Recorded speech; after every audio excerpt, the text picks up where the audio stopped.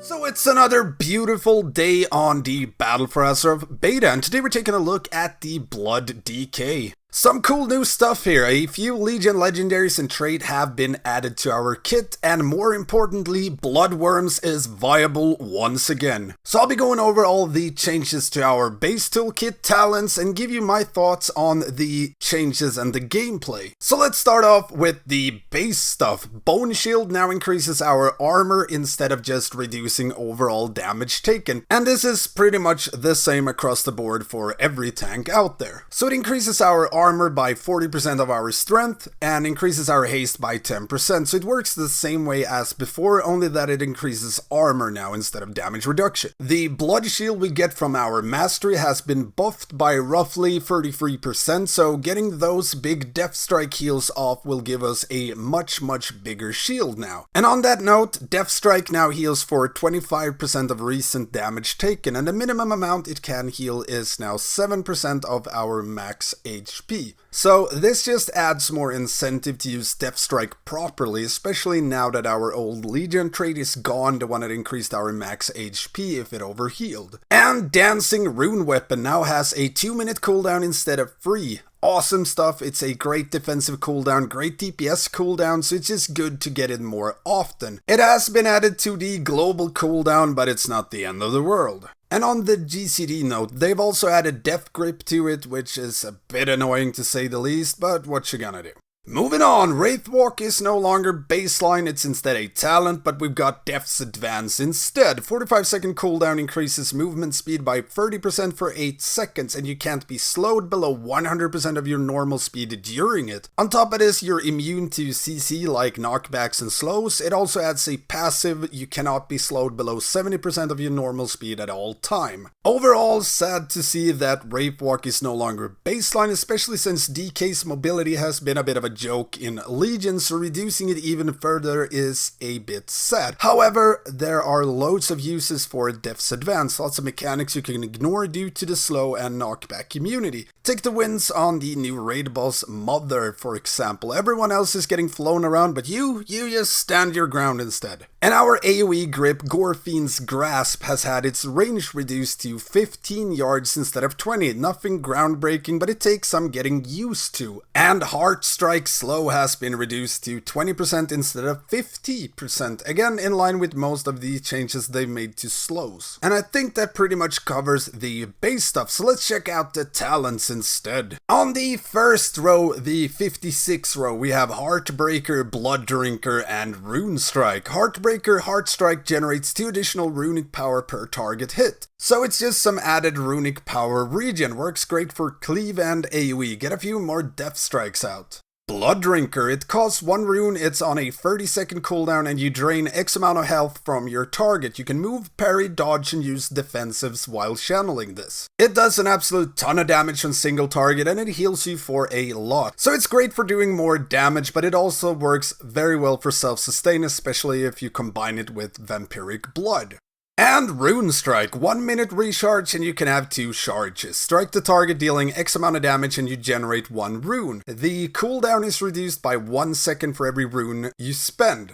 It makes our rotation a bit smoother and negates some of the otherwise very noticeable downtime. Sadly, not by that much. Works great in a pinch to be able to get 1 or 2 runes fast if you need them. But for this row, I mostly go for Blood Drinker. The damage and healing it does is just so good. Moving on, 57, Rapid Decomposition, Hemostasis, and Consumption. Rapid Decomposition, your Blood Plague and Death and Decay deals damage 15% more often. So more damage and more healing done due to our Blood Plague works wonders on AoE. And Hemostasis, each enemy hit by Blood Boil increases the damage and healing done by your next Death Strike. By 8% it stacks up to 5 times, so our old Legion legendary shoulders. The big difference here is in the phrasing, each enemy hit, not any time you use it. So on AoE or Cleave, you can pretty much have 5 stacks up for every Death Strike. So it works very well on Cleave or single target if you need some extra healing. It also increases our single target damage by a lot. And Consumption, our old artifact power without the fun stuff. 45-second cooldown strikes all enemies in front of you and deals X amount of damage. It also heals you for 100% of that damage. But there's no group-wide leech. I get it though, I get why that's not a part of the talent because it was way too damn good. However, without the leech it loses some of its appeal because it's not really that good. It follows the path that a lot of Legion traits turned into talents do. It was good in Legion because you always had it. It's not as good when you have to choose between that and other talents. So for this row right now I'd go Rapid Decomposition for pretty much any encounter, switching to Hemostasis sometimes, and sure, if you want a really bursty on-demand heal, then Consumption is the way to go. Moving on, 58, Foul Bulwark, Ossuary, and Tombstone. Taking a look at Foul Bulwark, each charge of Bone Shield increases your maximum HP by 1%, so nice and simple. It's a solid talent, maximum HP is very valuable. And with this one you want to make sure you're at high stacks of Bone Shield as much as possible, which can be a bit of a hassle. You mostly sit around 7 or more charges. And Ossuary, while you have at least 5 Bone Shield charges, the cost of Death Strike is reduced by 5 runic power, your maximum amount of runic power is also increased by 10, which pretty much brings your Death Strike cost down to 40 instead of 45, and it allows you to store enough runic power to use 3 of them back to back instead of 2. And keeping 5 stacks up at all time is very simple, so you're pretty much guaranteed to get the maximum amount of value from this. And Tombstone, 1 minute cooldown, consumes up to 5 charges of Bone Shield, and for every charge you consume you gain 6 runic power and absorb damage equal to 6% of your maximum HP for 8 seconds. So if you're in a dire need of an extra defensive, this might see some use. Getting 30 runic power instantly and a big absorb can be a lifesaver, but due to our overall rune regen being really slow in BFA, using up 5 bone shields to get it, it's not really the best trade-off, seeing how sometimes all we do is spam Marrow to keep our bone shield charges up so we don't die. So for this row, I'd say Ossuary wins for most content due to the fact that you always get value from it, and being able to bank free Death Strike is very good. And the 60s, Will of the Necropolis, Anti-Magic Barrier, and Rune Tap. So taking a look at Will of the Necropolis, damage taken below 35% health is reduced by 35%. Nice and simple, works great with the overall spikiness that Blood Death Knight sometimes suffers from. It gives us more time to be able to Death Strike ourselves out of harm's way. And Anti-Magic Barrier reduces the cooldown of Anti-Magic Shell by 15 seconds and increases its duration and amount by 30%. Great for any heavy magic encounter, but its uses are fairly limited. And Rune Tap, it costs 1 rune, 25-second recharge, and you can have 2 charges. Reduces all damage taken by 30% for 4 seconds. It's just an awesome talent for any huge predictable damage mechanics. I mean, it works great for reducing overall damage taken, but it shines on mechanics like the Argus Scythe. And for this row, I'd go Will of the Necropolis for most content, and Rune Tap if I'm in need of controlled damage reduction for certain fights. Moving on, 75 row, we have Grip of the Dead, Tightening Grasp, and Wraith Walk. Grip of the Dead, Death and Decay reduces movement speed of enemies standing within it by 90%, decaying by 10% every second. It's just an awesome talent anytime you need to kite something, so Mythic Plus for example. The 90% slow you get the first second gives you ample time to get away from any nasty packs.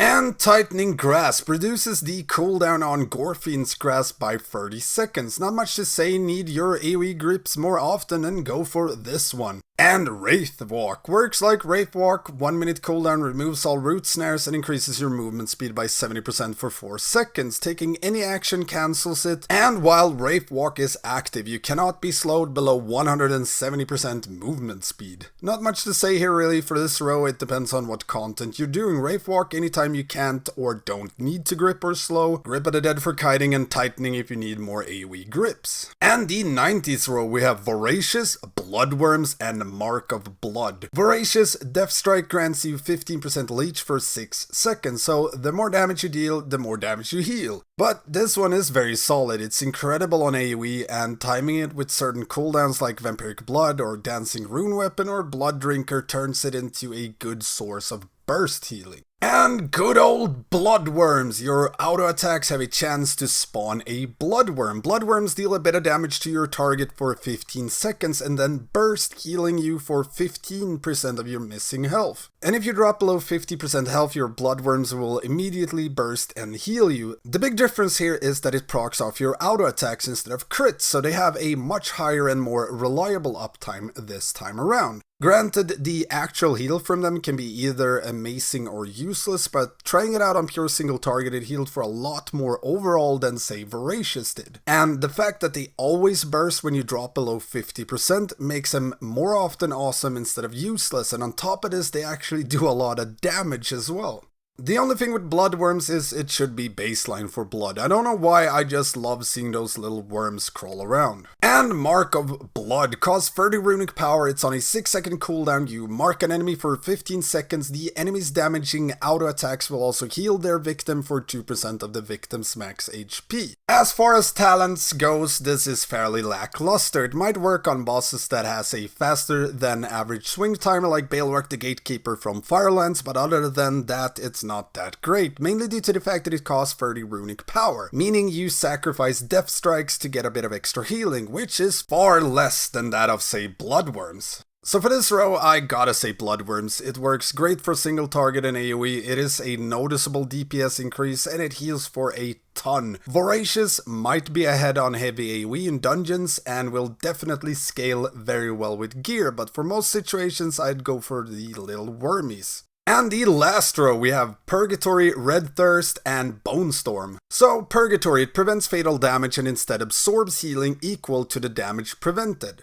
The proc lasts for 3 seconds, and if any healing absorb remains when it expires, you die. You can only prevent fatal damage once every 4 minutes, so a 4-minute internal cooldown. It's pretty much a must-have for progression, it's literally a lifesaver and it lets you progress any given fight longer. And it will save you, your group, or raid more times than I'd care to mention. And Red Thirst reduces the cooldown on Vampiric Blood by 1 second per 10 runic power spent. I love this talent, I just wish it was in another row. It gives us our much loved Vampiric Blood more often, and Vampiric Blood is still an amazing defensive. So the only bad part about this talent is that it competes with Purgatory. Moving on, we have Bone Storm. 1 minute cooldown costs between 10 and 100 runic power. A whirl of bone and gore batters nearby enemies, dealing X amount of shadow damage every 1 sec, and heals you for 3% of your maximum HP every time it deals damage. It lasts 1 second per 10 runic power spent. It's very good for AoE, it does a fair amount of damage and heals for a ton. Takes a bit of setup to get off, but during it you're an absolute monster. But for this row, progress rating and high keys, I'd go Purgatory. It is pretty mandatory. As I stated, Purgatory is a lifesaver for progress rating. If you're at no risk of dying, then Red Thirst is very good, but by the time you don't need Purgatory, you kinda don't need Red Thirst either. Might be sometimes that you need to reliably have Vamp Blood up for certain mechanics, and not having it would result in you dying even with Purgatory, but that's a pretty specific scenario. All in all, I am a huge fan of Blood DKs. I've always loved their playstyle and their reactive self-sustained mitigation, and this time around it's no different. They're loads of fun, talents feels great, the few changes they've made make sense for the better part at least. The only thing that's a huge thorn in my side is that their rune regen is really slow, and getting high amounts of haste only partially mends this. Taking my DK on live during the pre-patch with Bone Shield and Cephus, I sit at almost 54% haste. You will not get near that level of haste until the end of BFA, if at all. And there are still lots and lots of moments where all I do is auto attack and wait for my runes to regen, but at 54% haste it's not too bad. However, when you're at like 15 or 20%, It is. And it doesn't make the spec bad by any means, it just means we have to plan ahead a bit more with how we spend our runes and runic power, but that also means a lot of downtime in our rotation, which for me is really boring. Some people like it or don't care, but I personally don't. I like using pretty much every global for something. But apart from the slower pace in BFA, they still play the same as always. They're looking very strong for both raiding and Mythic Plus, especially for Mythic Plus due to the self-sustain and grips. But yeah, that's pretty much it for this look at the Blood DK. What are your thoughts on the Blood changes? Let me know in the comments below, and if you have any questions at all, make sure to hit me up in the comments. I try to answer any and all questions as well as I can. As always, if you like these kind of videos, make sure to hit that subscribe button, leave me a like, and ring that notification bell and switch it to all. Thanks for watching, and I will see you next time.